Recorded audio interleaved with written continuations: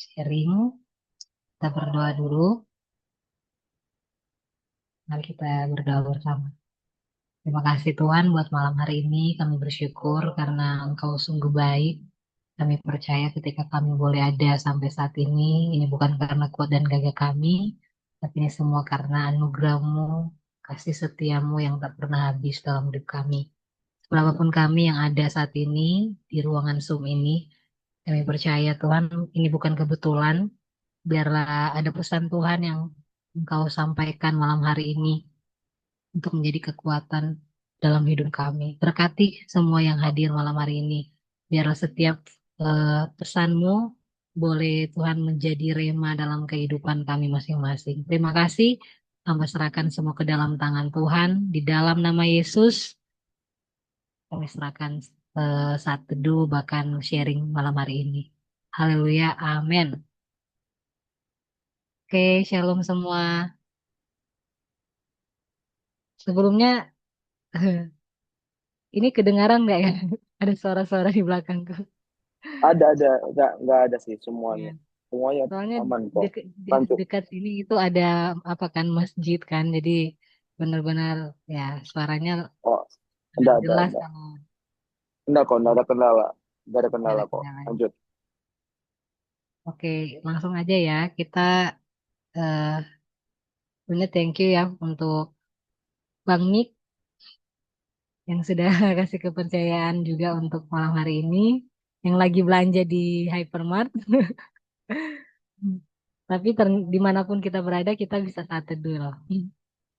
Contohnya kayak Kak Mike ini ya, lagi saat teduh dimanapun di jalan ya, kita mesti bisa saat teduh karena dimanapun Tuhan hadir. Oke, sebelumnya mungkin ada teman-teman di sini yang belum kenal saya. Saya mau perkenalkan diri dulu. Nama saya Priska Jessica. Bisa panggil Priska, bisa panggil Jessica, terserah teman-teman. Bisa panggil Pika ya.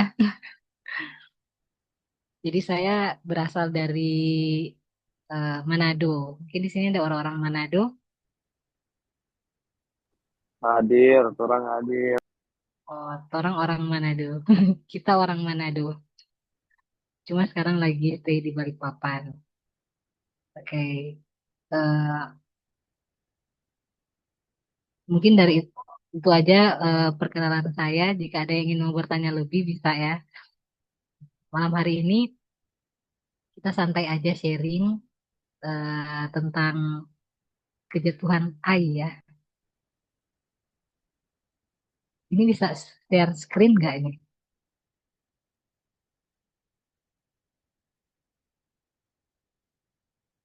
Sebelumnya saya mau tanya dulu, ini asal mana ya? Yang lain yang hadir di sini, yang lain yang ada di room.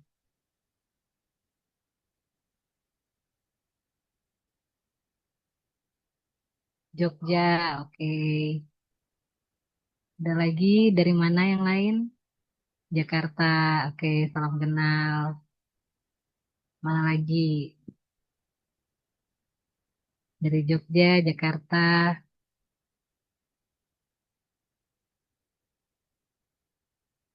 NTT. Wah, jauh ya. Wah, walaupun kita berbeda-beda tempat, Medan. Waduh, berbiasa. Walaupun beda-beda tempat, jarak, tapi saya yakin, nah kebetulan kita bertemu malam ini. Oh, di mana-mana hatiku senang. Sama sih, di mana-mana hatiku bersuka cita. Haleluya. Nah, jadi malam ini sebelum mulai, aku mau kasih pertanyaan, how are you gitu. Are you okay? Are you okay malam ini? Semoga oke ya. Karena beberapa hari ini banyak teman-teman aku khususnya yang sering konseling, mereka lagi, wah, pusing karena tesis. Waduh, semangat ya. Semangat yang lagi menyelesaikan kuliah. Semoga selesai dengan baik. ya. Dan semua pasti not okay. Waduh, luar biasa. It's okay ya to not be okay. Tidak apa-apa jika hari ini kita tidak baik-baik aja. Karena beberapa hari ini banyak juga yang sharing, konseling mereka lagi burn out gitu, lagi mengalami titik terendah dalam hidup, lagi mengalami hal-hal yang gak enak. Dan ya, that's life, itulah hidup. Kita akan menemui hal-hal seperti itu. Tapi satu keyakinan aku untuk terus berpegang pada kebenaran, untuk terus datang ke Tuhan gitu, supaya kita nggak terhilang ya, harus terus datang ke Tuhan. Oke, malam hari ini langsung aja diberikan tema ke aku yaitu The Falling of I. Ini jangan salah baca, bukan AI ya. Bukan AI. Ini kalau orang eh, nggak tahu, mungkin mereka akan baca AI ya. The Falling of AI. Tapi ini The Falling of I. Ya. Coba next slide. Mungkin beberapa tema-tema yang kita sudah bahas kemarin, ada yang tentang tembok Jericho, ya, kemenangan atas Jericho, dan di ayat yang ketujuh, di mana eh, ketika mereka menang atas Jericho, tiba-tiba ada yang mereka melakukan satu kesalahan begitu. Ya, kalau kita pelajari yaitu akan ya, dia mengambil sesuatu, emas perak, jubah mahal untuk disembunyikan. Itu di pasal-pasal sebelumnya. Akhirnya ketika satu orang ini berbuat kesalahan, padahal mereka udah menang loh atas Jericho, tapi kenapa sih ada aja gitu satu orang yang melakukan kesalahan, dan akhirnya ketika mereka mau berperang melawan Ai, apa yang terjadi? Ai adalah kota yang kecil, tapi mereka justru kalah. Ya, dan akhirnya ada 36, kurang lebih 36 orang yang tewas karena itu mereka pikir mereka bisa menang melawan Ai gitu kan. Tapi ternyata kalah. Ah, karena ada dosa itu, dosa akan yang mengambil barang-barang yang tidak disuruh Tuhan. Dan setelah itu akhirnya kekalahan terjadi. Itu di Yosua pasal yang ketujuh. Dan sekarang aku akan bahas Yosua pasal 8. Setelah eh, akan itu dimusnahkan, dan akhirnya masuklah pada Yosua pasal 8. Kan Tuhan bilang ada dosa kan antara bangsa Israel. Dan ternyata si Akan ini yang mencuri itu. Akhirnya dia harus dimusnahkan. Dan setelah Akan ini dimusnahkan, masuklah ke Yosua pasal 8. Di situ tentang sebuah kemenangan. Oke, kalau kita baca bersama-sama yuk. Yosua 8 ayat 1 dan 2. Ayat yang pertama, kemudian berfirmanlah Tuhan kepada Yosua, janganlah takut dan janganlah tawar hati. Bawalah seluruh tentara dan bersiaplah majulah ke Ai. Ketahuilah aku serahkan kepadamu raja negeri Ai, rakyatnya, kotanya, dan negerinya. Next.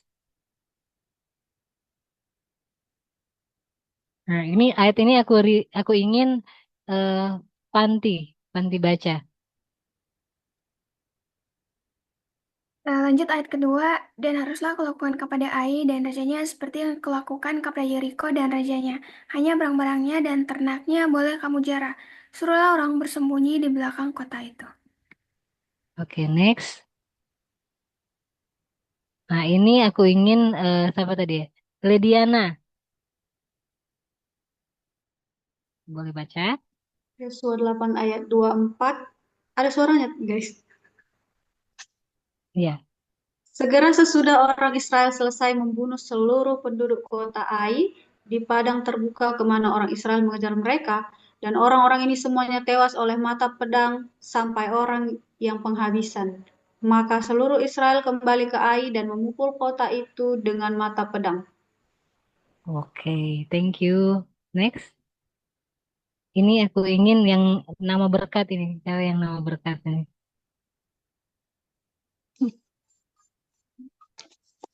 Yosua 8 ayat 28. Yosua membakar Ai dan membuat menjadi timbunan puing untuk selama-lamanya menjadi tempat yang tandus sampai sekarang. Oke, next slide. Nah, jadi Yosua 8 ini menceritakan kemenangan bangsa Israel atas kota Ai setelah kekalahan pertama mereka yang diceritakan di Yosua 7 karena dosa akan. Jadi ya, dosa akan kan di Yosua 7 dan Yosua 8 ini menceritakan kemenangan bangsa Israel atas kota Ai.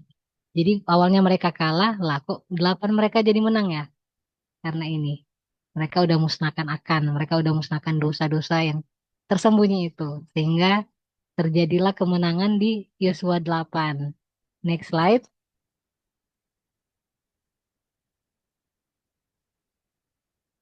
Nah, jadi ketika saya baca Yosua 8 ini, saya pun bertanya Tuhan ya, maksudnya apa sih ini Yosua 8 begitu? Kenapa bisa mereka eh, bisa menang lagi gitu? Padahal mereka udah kalah dan bahkan banyak yang tewas, 38 orang itu bukan sedikit ya. Dan di Yosua 8 ini kenapa mereka masih bisa menang untuk melawan kota Ai. Dan di sini ada satu kata yang muncul dalam pikiran saya, dalam hati saya itu kesempatan kedua. Kesempatan kedua. Wow.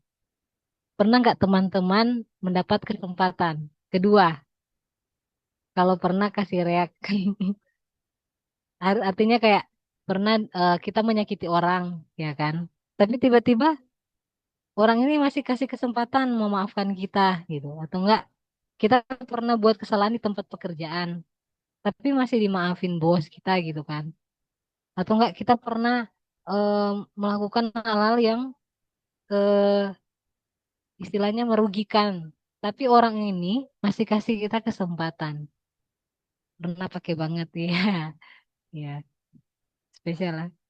Jadi itu kesempatan kedua. Aku lagi mikir, wah kesempatan kedua.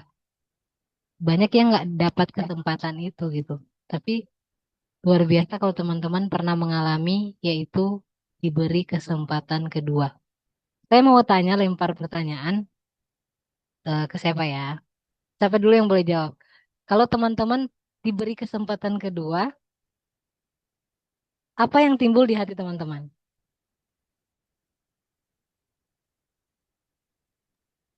Senang, bersyukur, berterima kasih. Iya benar, syukur, berterima kasih. Apalagi gitu. Contohnya ya, kita diberi kesempatan kedua, apa yang eh, secara alami muncul dalam hati diri kita lagi ya. Benar banget sih, bersyukur, berterima kasih. Ada lagi, terharu. Aku juga terharu. Ya, terharu, benar Kalau banget, terharu. kalau kalau Agus terharu, kalau aku terharu campur syukur sih. Wow, wow, benar banget, terharu. Aku juga pernah mengalami diberi kesempatan gitu kayak, oh my God, ini diberi kesempatan gitu. Apalagi diberi kesempatan hidup. Aduh, kebayang nggak diberi kesempatan hidup? Luar biasa nggak sih? Coba next slide.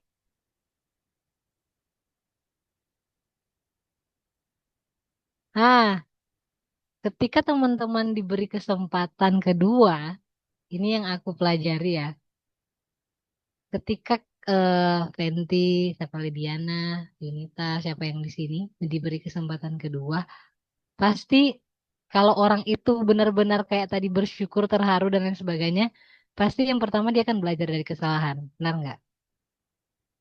Nggak mungkin nggak gitu. Contohnya ya, dia pecahin gelas kan, gelas mewah, gelas mahal. Akhirnya dimarah lah gitu, dimarah. Kenapa kamu begini, gini, gini, gini?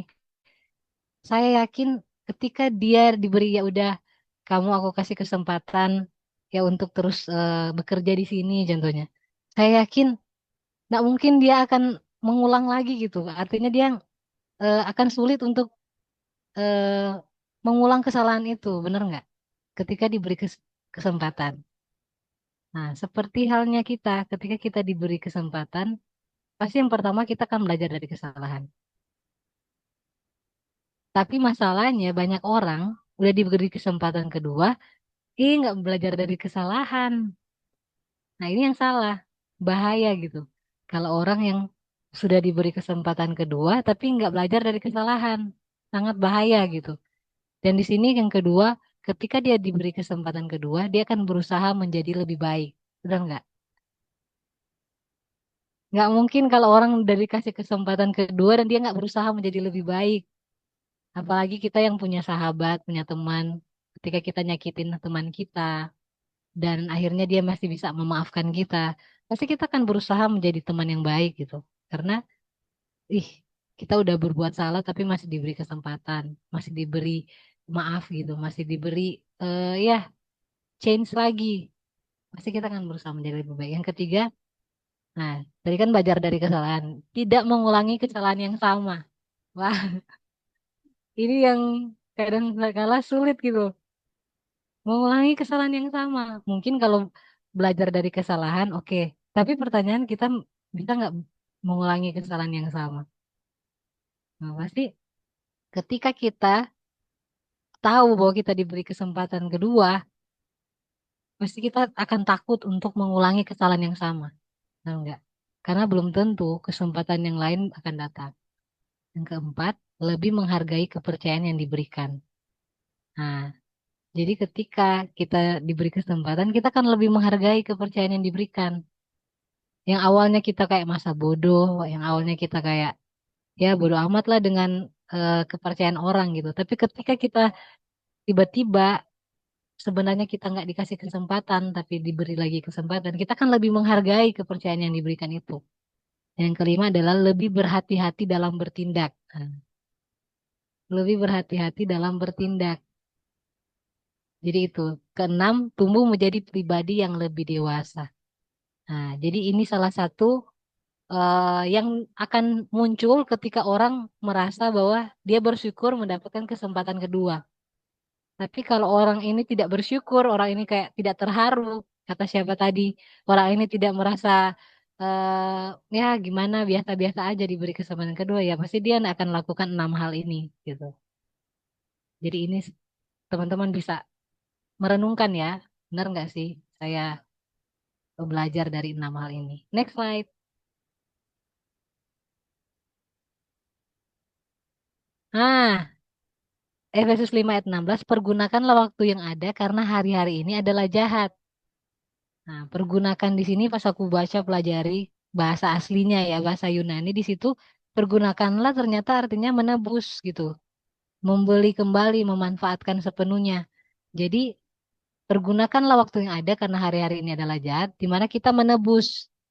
Ya, kayak kita diberi kesempatan oleh Tuhan dan kita harus menebus gitu.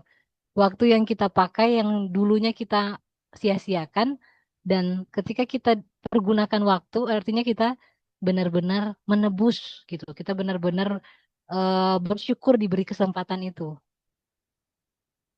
Pertanyaannya hari-hari ini banyak orang yang tidak merasakan hal itu. Dia berpikir bahwa ya hidup-hidup gua, ya mati aja begitu. Tapi orang yang pernah mengalami yang namanya dosa yang sudah cukup dalam dan tiba-tiba diampuni oleh Tuhan, malah dia yang lebih mempergunakan waktu gitu, dia yang lebih menebus gitu, kayak dia benar-benar m- apa ya, dia benar-benar melakukan apa yang dia rasa itu kesempatan kesempatan kedua, memanfaatkan sepenuhnya. Jadi pergunakanlah waktu yang ada karena hari ini adalah jahat. Itu artinya menebus, membeli kembali, memanfaatkan sepenuhnya. Next slide.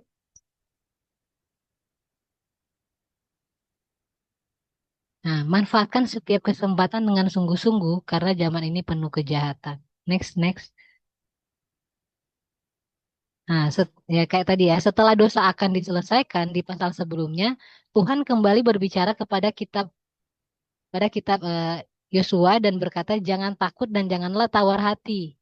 Ia diperintahkan membawa seluruh tentara untuk menyerang Ai lagi. Artinya, kayak tadi aku bilang, diberi kesempatan kedua, sama seperti bangsa Israel, mereka diberi kesempatan gitu. Padahal mereka udah berbuat dosa kan.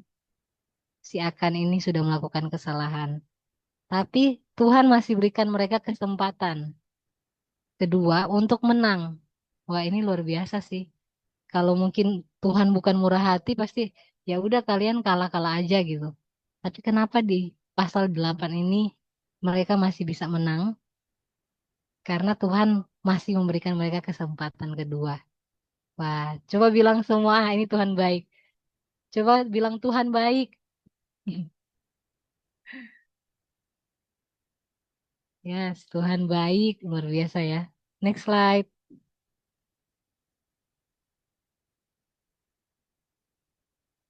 Artinya Tuhan mau memberi kesempatan, artinya Tuhan mau memberi kesempatan kepada orang yang pernah gagal, asal ada pertobatan dan perubahan hati. Katakan amin. Ya, ini berita berita baik ya, berita baik buat teman-teman yang hadir saat ini. Luar biasa, Tuhan mau memberi kesempatan kepada orang yang pernah gagal, asal ada pertobatan dan perubahan hati. Nah, jadi buat teman-teman, buat teman-teman yang merasa kayak ya kayaknya hidup aku yang nggak bisa diubahkan lagi gitu. Kayaknya aku udah gagal, kayaknya aku udah kalah gitu, udah jatuh. Di sini ada berita yang baik, kabar baik buat kamu bahwa Tuhan memberi kesempatan kepada kamu yang pernah gagal. Asal hari ini kita mau datang ke Tuhan dan mau berubah seperti bangsa Israel dan Yosua pada waktu itu. Next slide.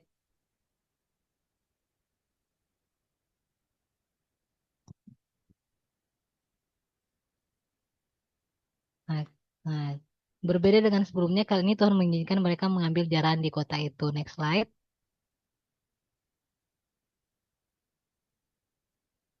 Nah, jadi ini ya, aku kasih tahu kabar baik lagi. Ketika Tuhan memberi kesempatan kepada Yosua dan bangsa Israel untuk menang melawan kota Ai, di sini ditulis, dan haruslah engkau memperlakukan Ai dan rajanya seperti yang kau lakukan kepada Yeriko dan rajanya, hanya jarahannya dan teranyanya boleh kamu rampas untuk dirimu sendiri. Ih, luar biasa nggak sih? Maksudnya di pasal 7 Tuhan tidak mengizinkan untuk mereka mengambil jarahan gitu. Sehingga ditemukanlah si Akan ini mengambil jarahan dan dia dibunuh. Bukan dibunuh, dimusnahkan gitu. Karena dia sudah berbuat dosa. Tapi di Yesua 8 ini Tuhan berkata, kamu boleh ambil jarahan. Jadi ada perbedaan yang awalnya Tuhan bilang, nggak usah, kamu jangan ambil satupun jarahan di situ. Tapi kok di Yesua 8 malah Tuhan yang suruh. Kamu bisa mengambil semua jarahan ternak, boleh kamu rampas untuk dirimu sendiri. Di sini aku renungkan bahwa Tuhan mengizinkan bangsa Israel mengambil jarahan dari kota Ai. Ini berbeda ya. Coba next slide. Nah, di sini ada 3 hal yang aku tulis. Kenapa di pasal 7 Tuhan nggak kasih untuk mereka ambil jarahan? Karena Yeriko itu adalah eh, kota pertama di tanah Kanaan yang ditaklukkan. Jadi itu kayak buah sulung gitu. Dikhususkan untuk semua untuk Tuhan gitu kan. Yeriko. Nah, itu yang satu. Yang kedua, bentuk pemulihan dan anugerah setelah ketaatan dipulihkan. Nah, jadi kayak ketika mereka taat, mereka memusnahkan si Akan ini, akhirnya di situ ada anugerah untuk menikmati berkat-berkat Tuhan. Dan yang ketiga adalah prinsip kedaulatan Tuhan, di mana terserah Tuhan, Tuhan bilang ambil, Tuhan bilang enggak, itu udah kedaulatannya Tuhan. Next slide. Artinya bukan hanya kesempatan kedua, tetapi anugerah untuk menikmati berkat dan tuntunan. Katakan amin. Nah, jadi ketika teman-teman diberi kesempatan kedua, ya kan? Dulunya kita jatuh dalam dosa, dulunya kita nggak layak, dan tiba-tiba Tuhan kasih kesempatan kedua, dan kita merespon kesempatan itu, ternyata bukan hanya kesempatan yang Tuhan kasih, Tuhan juga mengasih anugerah untuk kita menikmati berkat dan tuntunan Tuhan. Ada saudaraku, dia itu eh, tato semua gitu, dan dia melakukan dosa yang ya luar biasa lah. Tapi ketika Tuhan memberikan dia kesempatan untuk dia berubah, untuk dia bertobat, Dan ketika dia bertobat, apa yang terjadi? Dia menikmati berkat-berkat Tuhan. Dia dipakai Tuhan, bahkan sekarang sudah jadi pendeta gitu. Dan dia sudah pergi ke luar negeri, ke sana kemari, berkhotbah. Artinya bukan hanya eh, kesempatan kedua, tapi Tuhan juga memberikan anugerahnya untuk kita menikmati berkat dan tuntunan. Jadi luar biasa banget ketika kita boleh diberi kesempatan hari ini. Saya yakin Tuhan akan mencurahkan gitu berkat-berkatnya dalam hidup kita. Next slide.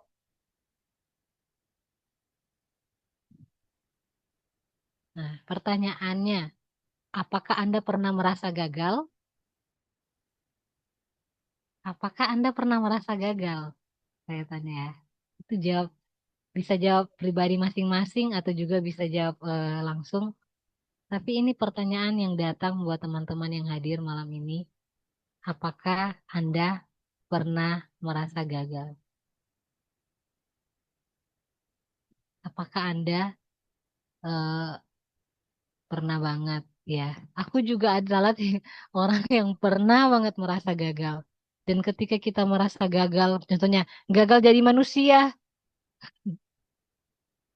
gitu kan? Gagal jadi anak yang baik, gitu. Jadi gagal jadi selalu, oh ya selalu ya. Aduh, hidup penuh dengan kegagalan ya. Ketika kita merasa gagal, gagal jadi orang yang berkenan di hadapan Tuhan, contohnya gagal untuk jadi anak yang berbakti gitu. Jadi gagal jadi pelayan Tuhan yang setia. Nah, kadang-kadang kita pernah merasa gagal. Ya, ya benar banget. Kita pernah merasa nggak layak, kita merasa bahwa ya ya udah hidup aku kayaknya ya nggak bisa sukses gitu. Kita merasa gagal. Yang kedua, apakah Anda pernah menyesali dosa yang sudah Anda lakukan? Nah, itu yang kedua. Apakah Anda pernah menyesali dosa yang sudah Anda lakukan? Kalau teman-teman menyesali, itu bagus ya. Tapi yang bahaya kalau teman-teman tidak menyesali dosa yang sudah dilakukan. Wah, itu bahaya sekali. Jadi dua pertanyaan ini bisa jadi bahan refleksi kita. Yang pertama, apakah Anda pernah merasa gagal dan apakah Anda pernah menyesali dosa yang sudah Anda lakukan? Next slide.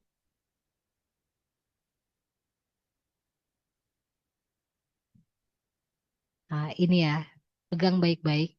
Dosa yang dibereskan membuka jalan pemulihan dan kesempatan. Ya, ketika teman-teman merasa gagal, ingat Tuhan berkata bahwa Dia bisa memberikan kesempatan yang kedua.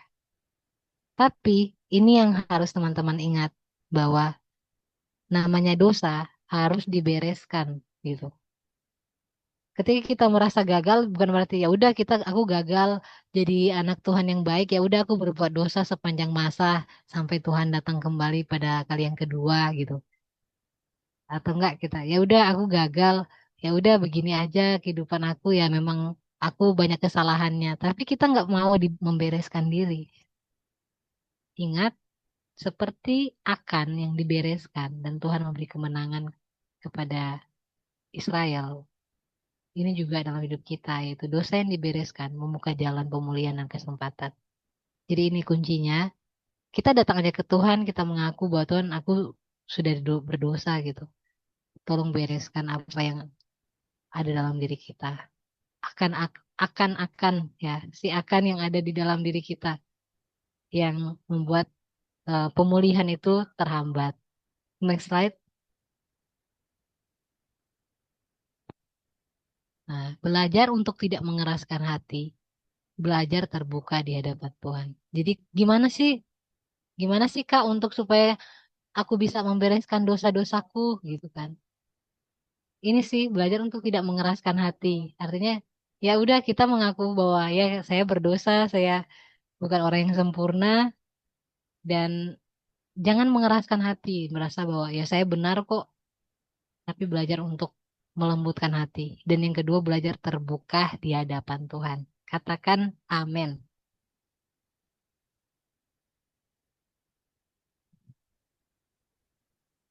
Belajar terbuka. Yes. Mungkin sulit ya untuk kita terbuka di hadapan Tuhan. Tapi ini satu hal yang sangat membantu kita untuk kita bisa melewati banyak hal dalam hidup kita. Kita harus belajar terbuka di hadapan Tuhan. Apapun yang teman-teman hadapi, nggak apa-apa terbuka aja di hadapan Tuhan. Disitulah kunci pemulihan. Next.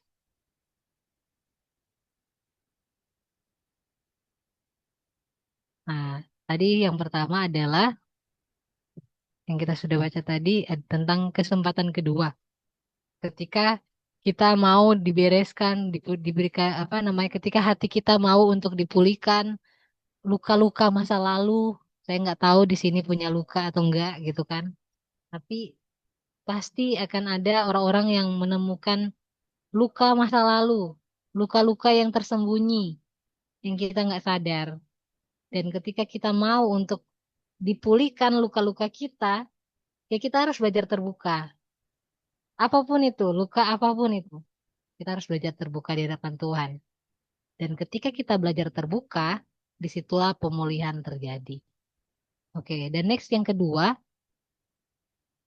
pelajaran dari Yosua 8 yaitu kemenangan datang melalui ketaatan. Semua katakan kemenangan datang melalui ketaatan. Oke, di sini strategi menyerang Ai berbeda dari sebelumnya. Kali ini Tuhan yang memerintahkan penyergapan. Jadi strategi menyerang Ai ini berbeda. Ya, kemenangan datang lewat ketaatan. Kali ini strategi untuk menyerang Ai berbeda. Kalau yang di pasal 7, mereka kayak ya udah serang gitu. Serang aja gitu. Tapi di 8 ini bukan mereka lagi. Tuhan yang suruh gitu. Bahkan Tuhan yang kasih strategi-strategi. Luar biasa nggak sih? Kali ini Tuhan yang memerintahkan, Tuhan yang suruh. Luar biasa. Dan di sini balik lagi ketika kita belajar, ketika kita diberi kesempatan kedua, bangsa Israel ini dan Yosua ini luar biasa mereka belajar dari kesalahan sehingga mereka mau taat. Mereka udah belajar dari kesalahan dan mereka mau taat. Dan saat ini strategi menyerang mereka udah pakai strateginya Tuhan. Next slide.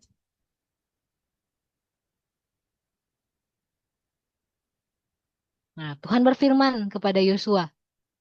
Mungkin Bang Mek bisa baca nggak? Yosua 8 ayat 1, Tuhan berfirman pada Yosua, jangan takut dan jangan tawar hati.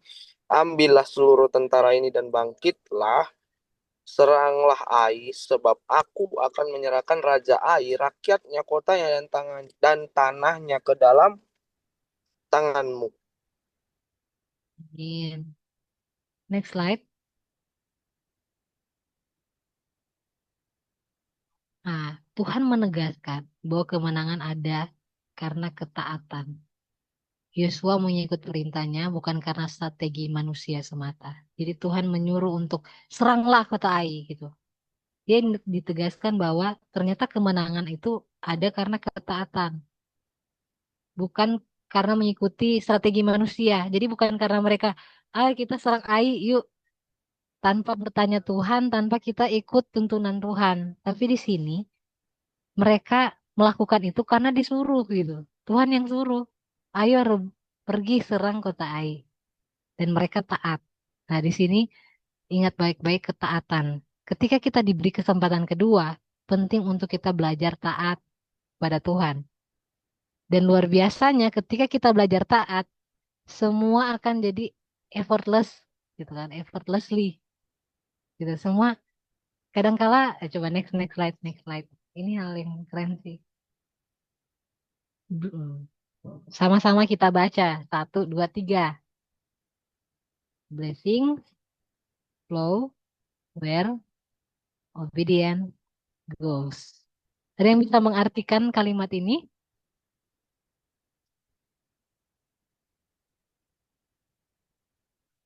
Blessing flow where obedience goes. Berkat akan mengalir kemana ketaatan pergi gitu. Amin.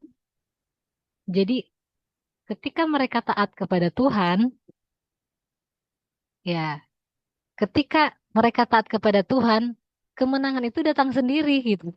Bukan lagi mereka kayak berusaha dengan tenaga manusia, mereka harus mengejar mengalahkan itu dan akhirnya kalah. Tapi sekarang Tuhan yang suruh. Tuhan yang suruh. Kalian harus mengejar, harus menyergap, harus merebut kota Ai. Dan apa yang terjadi? Berkat mengalir di situ. Ketika mereka belajar taat. Artinya taat itu dalam arti apa yang Tuhan suruh mereka lakukan. Dan blessings flow where obedience goes. Berkat akan mengalir di mana ketaatan pergi. Oh, ini salah satu hal yang jadi perenungan aku ketika aku susun ini kayak wow, kadang kan Tuhan suruh kita melakukan sesuatu tapi logika kita kan kadang berpikir, lah kok gimana ya Tuhan? Aku pernah waktu aku punya makanan gitu, tiba-tiba kayak ada yang suruh kasih makanan itu ke cleaning service. Hah? Kok bisa gitu? Aku kan lapar Tuhan. Tapi kayak kuat kasih gitu. Aduh gimana ya? Aku juga mau makan ini gitu. Tapi kuat banget gitu kasih makanan itu gitu. Akhirnya aku coba kasih. Dan apa yang terjadi pas pulang banyak banget makanan gitu. Bahkan lebih dari aku kasih. Nah gitu. Jadi kayak wah, padahal cuma ketaatan yang sebenarnya kelihatan kecil, tapi itu kayak eh, berperang banget di hati aku gitu. Apakah aku harus kasih gitu. Tapi ini yang aku pegang dari pelajaran ini, blessings flow where obedience goes. Ketika kita belajar taat, kita bahkan nggak perlu dengan susah payah banget gitu untuk mendapatkan berkat itu. Berkat itu akan mengalir dengan sendirinya dalam hidup kita ketika kita mau belajar taat. Banyak hal sih yang Tuhan ajarkan untuk saya taat gitu, kayak hal-hal kecil. Contohnya eh, dalam hal memberi gitu. Kadang aduh gimana ya? Aku mau kasih uang ini ke dia beneran. Ini aku kesaksian waktu aku hari Minggu ibadah ada satu ibu yang dia nggak ada uang gitu. Dia bilang dia udah nggak ada uang. Dan waktu itu uang di tangan aku tinggal berapa ya? 70.000 kalau nggak salah uang di tangan aku. Dan saya tergerak untuk kasih gitu. Kayak Tuhan kasihan juga ibu ini gitu. Dan tergerak aku harus kasih uang ini. Dan waktu itu aku kasih 50.000. Tapi kayak aduh kok kurang ya. Ya udah aku kasih lah semua 70.000 gitu kan. Dalam hati aduh kok terus gimana nanti aku gitu. Tapi kayak tergerak untuk kasih gitu. Dan apa yang terjadi? Malamnya aku kan ngekos. Di kos aku itu, aku sekarang udah nggak ngekos sih. Tapi waktu itu aku ngekos. Malamnya pas aku pulang dari kerja, aku lihat kos aku udah penuh dengan air. Ya ampun, hujan gitu. Jadi semua di bawah itu udah penuh dengan air dan berkas-berkas aku, baju-baju aku semuanya basah gitu. Dan akhirnya aku eh, apa namanya bongkar lagi barang-barang aku, keluarin dan keringin. Dan aku dapat satu dompet kecil. Apa sih dompet ini udah lama banget di dalam tas gitu nggak keluar. Aku lihat, kok ada dompet ya? Udah basah sih dompetku. Tapi pas aku cek, tahu nggak apa yang di dalam? Ada 300.000 di dalam dompet itu. Ya ampun. Jadi kayak, hah? Kok bisa ini uang sudah berlama-lama di dalam tas itu dan aku nggak tahu gitu. Tapi Tuhan buat tiba-tiba kebocoran terjadi karena hujan dan aku bisa menemukan 300.000 itu. Sebelum aku temuin uang itu, aku kasih uang 70.000 aku ke orang yang aku bilang tadi. Dan di situ kayak jadi perenungan bahwa ya ketika kita taat, berkat itu yang akan sendirinya mengalir. Berkat itu yang akan sendirinya datang dalam hidup kita ketika kita mau belajar taat. Amin. Oke, next slide. Nah, Joshua obey God's command and well, let us remember obedience is the path where blessing comes. Jadi kayak tadi kita baca Joshua taat kepada apa yang Tuhan perintahkan dan akhirnya Ai jatuh, Ai dikalahkan. Jadi itu sebuah pengingat ya bahwa wah apapun yang Tuhan suruh ya udah lakukan aja nggak perlu banyak duh gimana nih ya udah lakukan aja pokoknya lakukan aja deh dan percaya berkat itu ya akan mengikuti kita. Next slide. Nah, kadang kita bukan kurang kemampuan, kita hanya kurang ketaatan. Ini ya, kadang kita bukan kurang kemampuan, kita hanya kurang ketaatan. Ada amin. Nah, kadang-kala bukannya kita nggak bisa lakuin banyak hal dalam hidup kita gitu, tapi kita aja yang nggak taat, sehingga kita lakukannya itu kayak susah banget, berat banget. Padahal Tuhan cuma minta coba taat. Bahkan kekurangan kita akan ditutupi. Nah, seperti bangsa Israel. Kenapa mereka bisa kalah gitu? Bukankah mereka gagah perkasa? Kenapa mereka bisa kalah melawan Ai di pasal 7? Bukan karena mereka kurang kemampuan sebenarnya, tapi mereka kurang taat. Nah, ada yang nggak taat, jadinya kalah. Sama seperti kita. Ini salah satu rahasia buat kita bahwa ketika kita eh, melakukan semuanya dengan ketaatan, maka hal-hal yang ada dalam hidup kita akan terasa ringan. Amin. Ketika kita melakukan dengan ketaatan, maka kekurangan kita pun akan tidak menjadi berarti lagi ketika kita melakukan dengan ketaatan. Tapi berbeda ketika kita melakukannya dengan kekuatan sendiri, akan sulit, bahkan akan merasakan kekalahan.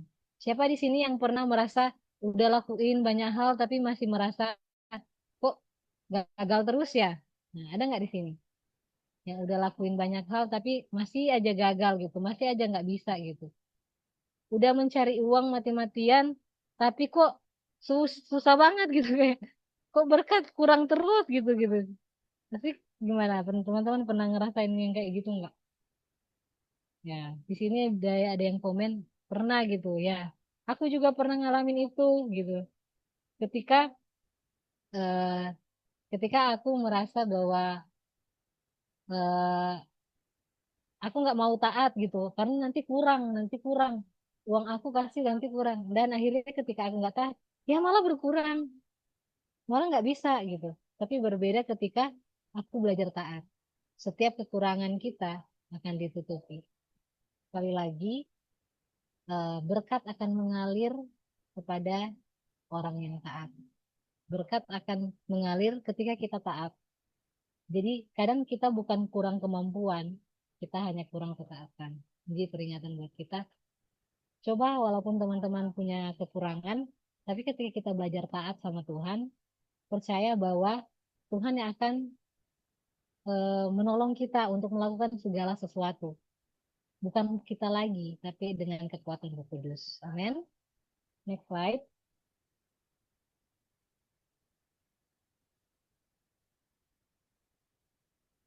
Nah, ini lagi aku kasih banyak quote-quote ya.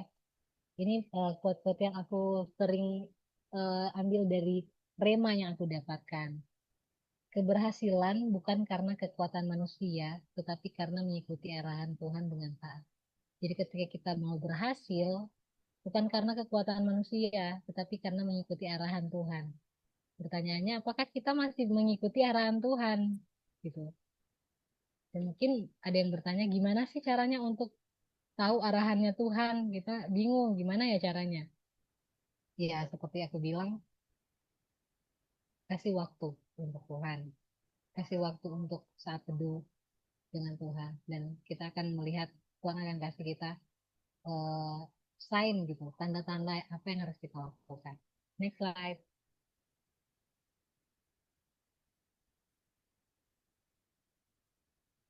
Hmm. Mungkin ini cuma singkat ya aku bahas malam hari ini. Tapi inti dari semua yang aku baca di Yosua 8 ini penutup segala keberhasilan dan berkat dalam hidup kita itu terjadi semata-mata karena anugerah Tuhan, bukan karena diri kita sendiri. Sama seperti Yosua bisa menang, ya, bangsa Israel bisa menang mengalahkan kota Ai. Itu sebenarnya bukan karena mereka kuat, tapi karena ada anugerah Tuhan. Tuhan masih berikan mereka kesempatan kedua, Tuhan masih mengasihi mereka. Tuhan masih mengangkat mereka kembali walaupun mereka telah gagal. Dan ini kalau dikombin dengan hidup kita sekarang, sama seperti hidup kita. Kita itu hidup karena anugerah Tuhan. Ketika kita ada saat ini bukan karena kekuatan kita lagi, tapi karena anugerah Tuhan.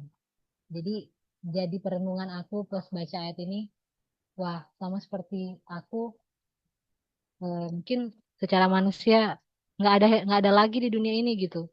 Tapi kenapa sih Tuhan masih memberi kesempatan gitu untuk masih hidup, masih diberi kesempatan kedua? Itu semata-mata karena anugerah Tuhan. Next slide. Ya, kita pernah gagal, berdosa, jatuh, tetapi anugerah Tuhan memberi kesempatan kedua karena kasih karunia-Nya memulihkan kita, bimbingannya menuntun kita, dan cintanya tidak pernah meninggalkan kita. Seperti yang memberikan kemenangan bagi Israel setelah kegagalan mereka di Ai, ia juga memberi kita kesempatan untuk bangkit kembali, menaatinya, dan mengalami berkatnya setiap hari. Bahkan setiap keberhasilan dan setiap langkah maju dalam hidup kita bukan karena kekuatan kita, tapi semata-mata karena anugerah setia God. Amin. Jadi ini ya, teman-teman bisa baca secara pribadi. Kita pernah gagal, kita pernah berdosa, kita pernah gagal, kita pernah jatuh, tetapi anugerah Tuhan memberi kita kesempatan kedua.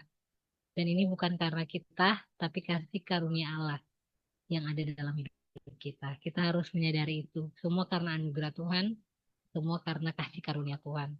Dan kita nggak perlu sombong, karena saya yakin dan percaya siapapun yang hadir malam ini, kamu ada karena Tuhan mengasihimu, karena Tuhan memberi kamu kesempatan lagi untuk bangkit.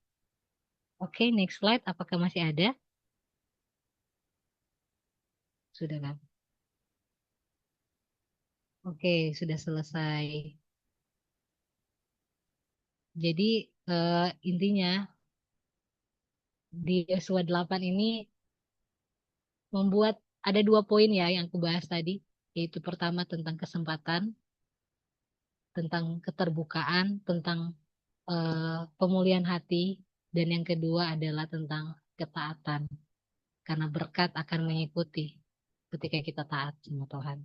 Puji Tuhan, ini firman Tuhan yang bisa aku share. Oke. Oh, Bang Mike, silakan Bang Mike. Lanjut aja, lanjut.